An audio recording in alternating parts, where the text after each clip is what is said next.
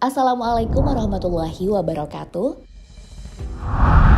Apa kabar sahabat beriman? Kalian percaya tidak jika orang yang meninggal di jalan Allah sebenarnya masih hidup, tapi kita saja yang tak menyadarinya?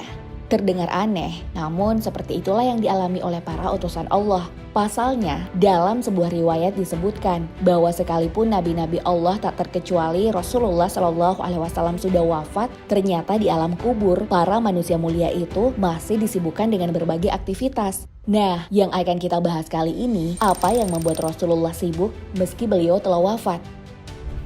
Tetap tonton terus video ini hingga akhir ya, agar tidak sesat.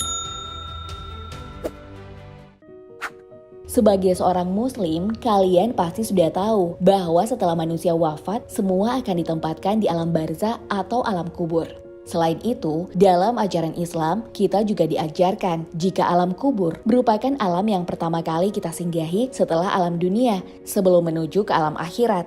Nah, lazimnya alam kubur adalah tempat di mana seseorang sudah tak bisa berbuat apa-apa, kecuali mempertanggungjawabkan perbuatannya selama di dunia. Bagi mereka yang lebih banyak mengerjakan dosa akan mendapat siksa, dan bagi mereka yang sering mengerjakan amal soleh akan mendapat keistimewaan. Akan tetapi, jika bagi manusia biasa alam kubur hanyalah tempat mereka mempertanggungjawabkan perbuatannya, lain halnya dengan para nabi dan rasul Allah. Pasalnya, keistimewaan yang didapatkan para utusan Allah tak serta-merta terputus di saat mereka telah wafat. Sebab ketika mereka telah meninggalkan dunia ini, keistimewaan tersebut masih didapatkan sekalipun mereka sudah berada di alam kubur. Percaya atau tidak, namun keistimewaan seperti itu sesuai dengan ayat Al-Quran, di mana Allah Subhanahu wa Ta'ala berfirman, "Dan janganlah kamu mengatakan terhadap orang-orang yang gugur di jalan Allah jika mereka itu mati, karena sebenarnya mereka itu hidup, tetapi kamu tidak menyadarinya." Al-Quran Surah Al-Baqarah ayat 154. Selain ayat barusan, bukti bahwa para utusan Allah mendapat keistimewaan sekalipun mereka telah wafat, dikuatkan ketika Rasulullah Shallallahu Alaihi Wasallam melakukan perjalanan Isra dan Mi'raj.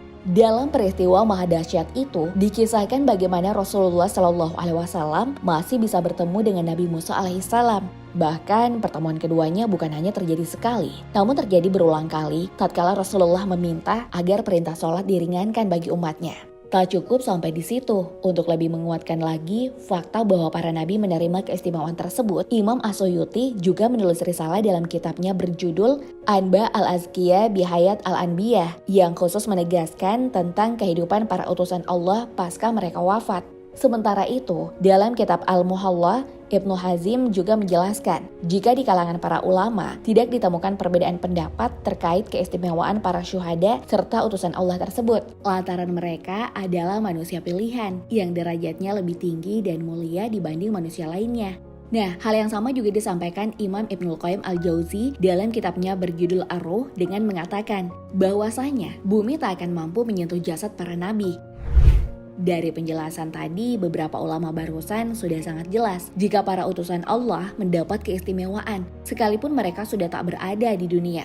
Terlebih lagi, sebagai manusia yang Allah muliakan, para nabi memiliki beban syariat yang berbeda dengan manusia pada umumnya. Tak heran sih, sekalipun mereka berada di alam barzah, para nabi khususnya Rasulullah Shallallahu Alaihi Wasallam tetap disibukkan dengan berbagai peribadatan. Dua di antaranya, sebagaimana Rasulullah Shallallahu Alaihi Wasallam bersabda, di antara ibadah para nabi di alam kubur, yaitu sholat dan menunaikan ibadah haji. Hadis riwayat Muslim. Mendengar keistimewaan yang para utusan Allah dapatkan setelah kematiannya, mestinya sebagai seorang muslim kita bisa mengambil hikmah bahwa kematian tak hanya tentang sakitnya sakaratul maut, kematian juga bukan hanya tentang terpisahnya seseorang dari harta maupun dari segala hal duniawi. Karena ternyata kematian bisa juga tentang keistimewaan dan kenikmatan. Kalian juga pasti sudah tahu jika kematian adalah sebuah keniscayaan yang tak satupun manusia bisa menghindarinya. Mirisnya, dari dulu sampai sekarang, banyak kita temukan orang-orang yang sangat merasa berat meninggalkan kehidupan dunia ini lantaran takut berpisah dengan apa yang mereka miliki. Padahal, dalam Al-Quran, Allah Subhanahu wa Ta'ala sudah memberi peringatan di salah satu firman-Nya yang berbunyi, Dan sungguh kamu akan mendapati mereka manusia yang paling serakah kepada kehidupan dunia, bahkan lebih serakah lagi dari orang-orang musyrik. Masing-masing mereka ingin agar diberi umur 1000 tahun, padahal umur panjang itu sekali-kali tidak akan menjauhkannya daripada siksa. Allah Maha mengetahui apa yang mereka kerjakan. Al-Quran Surah Al-Baqarah ayat 96. Menurut Prof. Dr. Quraish Shihab dalam buku Psikologi Kematian, orang yang takut pada kematian adalah orang-orang yang sedang dibawa pengaruh iblis. Sebab belajar dari kisah Adam dan Hawa yang sampai tergoda memakan buah khuldi karena dijanjikan kekalahan oleh iblis. Selain dibutakan oleh perkara duniawi, banyak juga manusia yang takut pada kematian karena pedihnya sakaratul maut. Namun ketakutan tersebut bisa dibilang wajar. Sebab di berbagai riwayat sakaratul maut memang kerap digambarkan dengan peristiwa-peristiwa mengerikan. Salah satu contohnya seperti pengakuan Ali bin Abi Thalib yang mulanya menggambarkan dahsyatnya peperangan. Tak lama setelah itu Ali berkata, sekalipun seorang muslim tak ikut berperang, tetap saja kematian akan mendatanginya. Demi Tuhan yang setiap jiwa berada di genggamannya. 1000 kali sabetan pedang saat berperang, lebih ringan sakitnya bagiku daripada aku mati di atas kasur. Coba kalian bayangkan, saking sakitnya sakaratul maut, sampai-sampai Ali bin Abi Thalib lebih memilih disabet pedang sebanyak 1000 kali. Gak berhenti sampai di situ. Setelah sakaratul maut, ketakutan selanjutnya yang membuat seorang tak ingin menghadapi kematian adalah kondisi di alam kubur. Sudah bukan rahasia lagi, kehidupan alam barzah adalah kehidupan yang keadaannya tergantung dari perbuatan manusia saat di dunia. Islam mengajarkan bahwa orang yang ketika di dunia hanya sibuk mengerjakan maksiat, maka sangat mungkin akan mendapatkan balasan yang setimpal saat di alam kubur.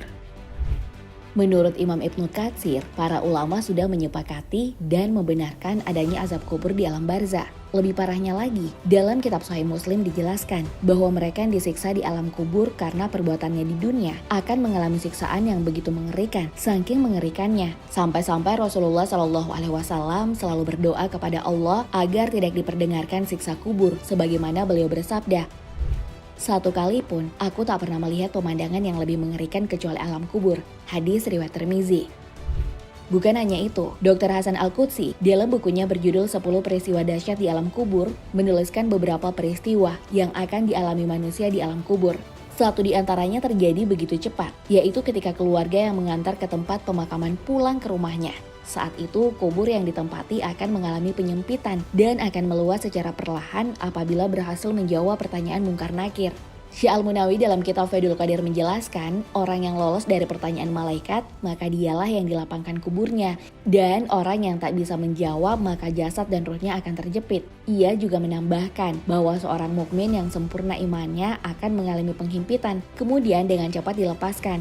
Sedangkan orang mukmin yang ahli maksiat akan diperlama waktunya, dan orang kafir akan selamanya dihimpit. Penjelasan barusan adalah bukti jika kematian dapat membawa kenikmatan. Jika selama di dunia, seorang hamba senang menyibukkan dirinya untuk menjauhi larangan Allah dan menjalankan segala perintahnya.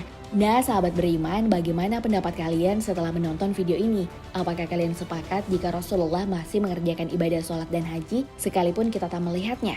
Wallahu a'lam bishawab. Wassalamualaikum warahmatullahi wabarakatuh.